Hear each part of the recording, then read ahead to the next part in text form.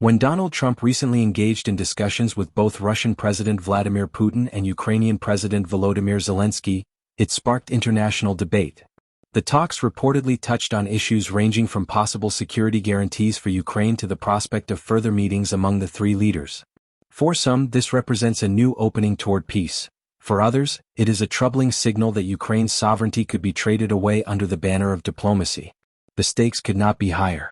Russia's full-scale invasion of Ukraine in early 2022 has led to immense destruction, forced millions of people to flee their homes, and shattered Europe's post-Cold War sense of security. The attack was not an ancient ethnic conflict, as some narratives claim, but a clear violation of international law and an assault on a sovereign nation. Putin's decision to launch the war has been condemned across much of the democratic world, with Western nations stressing that peace cannot come through territorial concessions but through respect for established borders and the principles of the United Nations Charter. Into this fragile landscape steps Donald Trump. Supporters of the former president argue that he has consistently positioned himself as skeptical of foreign wars, preferring diplomacy and restraint over military intervention. They cite his role in brokering agreements like the Abraham Accords in the Middle East as proof that he favors negotiation over escalation. These advocates also point out that Trump believes European nations should shoulder greater responsibility for Ukraine's defense, reflecting his long-standing view that the United States has carried a disproportionate share of NATO's security burden. But critics counter that Trump's record tells a different story. Throughout his political career, he has spoken admiringly of Vladimir Putin, often downplaying Russia's violations of international norms. His public comments have sometimes suggested that he views Ukraine not as a victim of aggression but as a bargaining chip in a broader geopolitical game. Trump has at times floated the idea of land-for-peace arrangements, which would freeze Russia's territorial gains and reward aggression, a proposal that directly undermines Ukraine's sovereignty and international law. For many in Europe and beyond, this raises deep concerns that his diplomacy may resemble appeasement rather than genuine peacebuilding. The heart of the matter lies in what constitutes peace. For Ukraine and its allies, peace cannot mean surrender. It cannot mean validating the annexation of Crimea or the occupation of eastern regions taken by force. Genuine peace must rest on justice, accountability, and the restoration of territorial integrity. Anything less risks encouraging further aggression, not only by Russia but by other authoritarian states watching how the world responds. Trump's defenders argue that he could succeed where others have failed because he is not bound by the traditional political establishment. They note that his blunt style and transactional approach to foreign policy allow him to cut deals quickly. In their view, his skepticism of NATO, far from being a weakness, might enable him to negotiate with Putin in ways that more conventional leaders could not. Yet critics warn that these very qualities make him unsuited to the role of peacemaker. Impulsive decision-making, disregard for allied consensus, and a tendency to personalize diplomacy raise the risk of hasty concessions.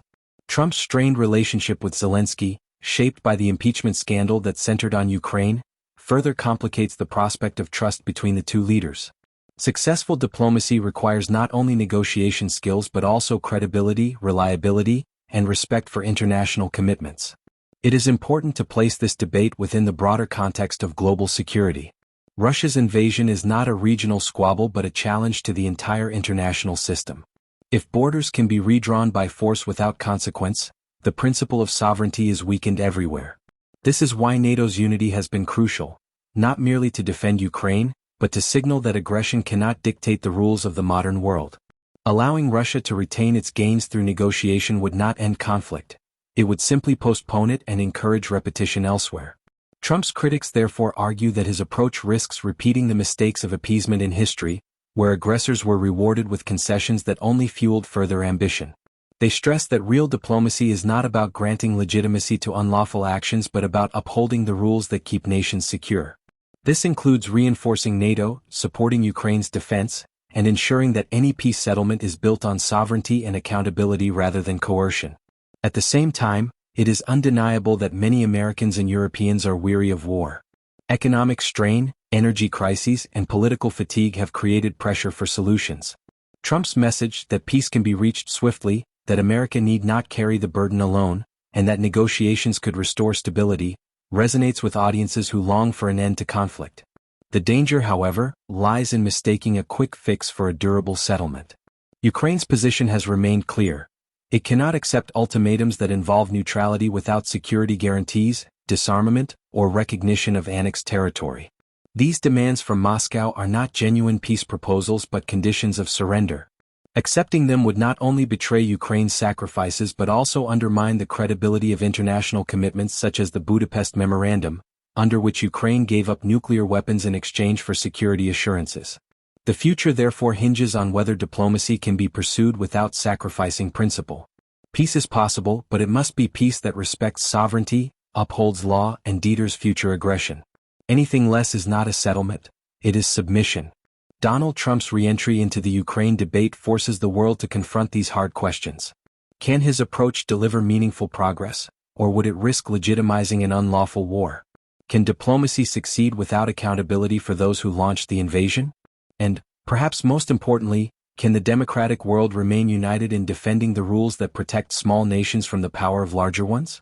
The answers are not yet clear. What is clear, however, is that Putin's invasion of Ukraine is an assault on international stability.